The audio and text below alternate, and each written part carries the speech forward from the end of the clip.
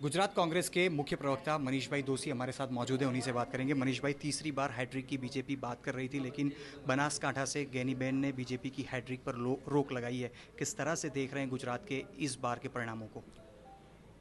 लोकसभा चुनाव का नतीजा आना शुरू हो गया है।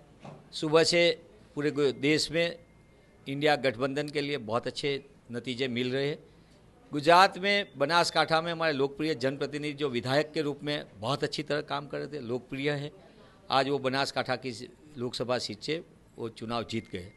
बनासकांठा में एक सामान्य परिवार से आती हमारी बहन गैनीबेन, जो बनास की बहन के रूप में लोगों ने प्रेम दिया, आशीर्वाद दिया, और आज इसकी जीत हुई है। मैं आपके माध्यम से बनास की जनता को और मतदाताओं के साथ साथ कांग्रेस के कार्यकर्ताओं को बहुत बहुत बधाई देता हूँ। ये लड़ाई छोटी मोटी नहीं लड़ाई, सरकार के हर हथकंडे, सहकार की पूरी मशीनरी का दुरुपयोग और पूरी तरह पैसे, सरकारी मशीनरी, पुलिस तंत्र सब लगे हुए थे। इसके बावजूद भी लोगों का प्यार मिला, समर्थन मिला और जीत हुई। ये नतीजा से ये स्पष्ट हो गया कि भाजपा का अहंकार की हार हुई है। और बनासकांठा में गैनीबेन की जीत की वजह से आज गुजरात को एक ऐसा जनप्रतिनिधि मिलेगा जो आने वाले दिनों में संसद में गुजरात की बात रखेगा। 2014-2019 में 26 में से 26 गया। गुजरात और गुजराती को क्या मिला?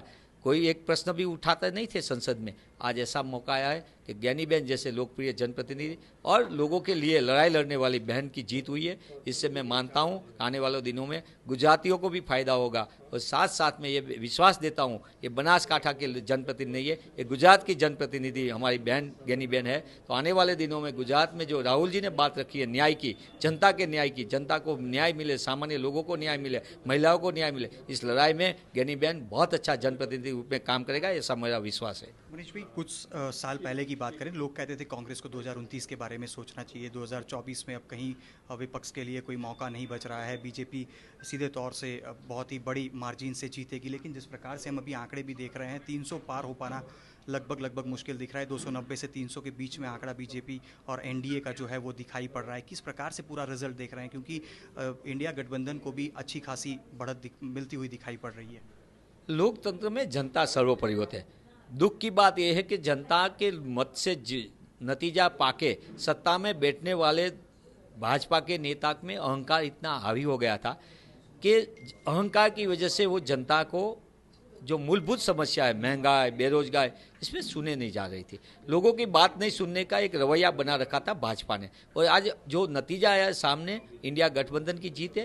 ये मैं मानता हूँ इंडिया गठबंधन की तो जीत है, पर साथ साथ में भाजपा के अहंकारी शासन की बड़ी हार है।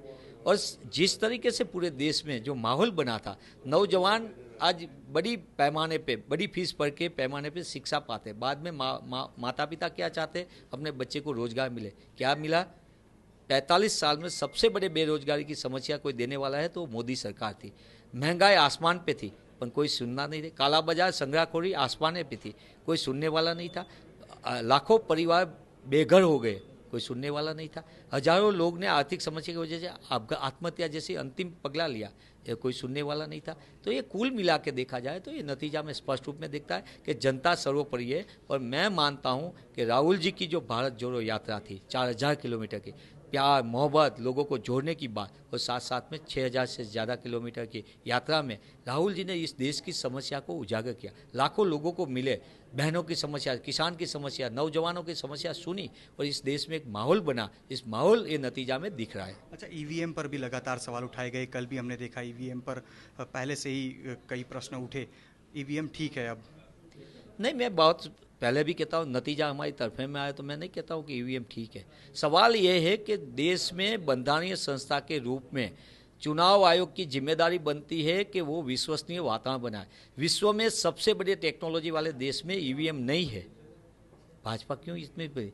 और इसी जब ईवीएम का प्रश्न उठता है, भाजपा प्रवक्ता के रूप में क्यों काम करती है ईवीएम से? अब मैं मानता हूं आज भी हर जगह पे, बहुत सी जगह पे गड़बड़ी हुई है, बहुत सी जगह पे मैनिपुलेशन हुआ है। आज भी कहता हूं, क्यों चुनाव आयोग की जगह पे भाजपा जवाब दे रही है? यही भाजपा है जो 2009 में नरसिंह करके जो राज्यसभा के मेंबर है, इसने लिखी है डेमोक्रेसी पे, बुक लिखी है ईवीएम पे।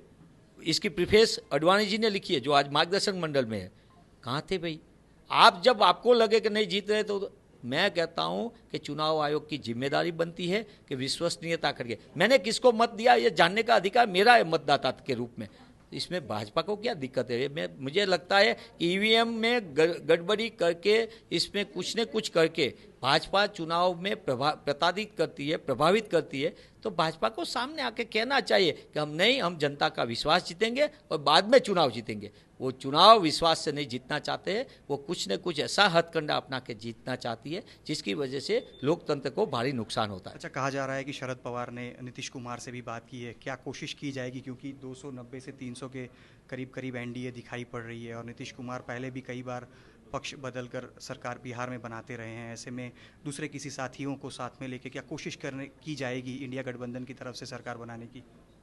इंडिया गठबंधन की ओर से बोलने के लिए मैं अधिकृत नहीं हूँ, पर मैं इतना एक राजनीतिक के रूप में, एक कार्यकर्ता के रूप में इतनी बात हुआ, ये नतीजा के बाद सरकार बनाने के लिए सबसे मूलभूत मुद्दा है इस देश को बचाने का है।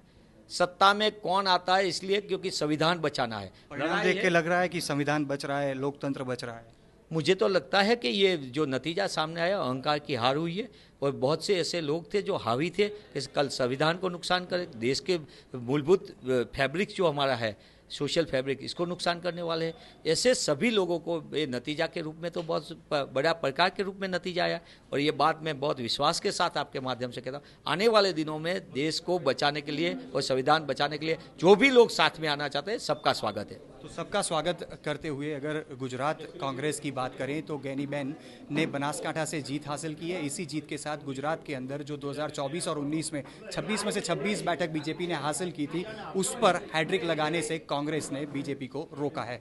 कैमरा पर्सन साजिद आलम के साथ अतुल तिवारी, आज तक, अहमदाबाद।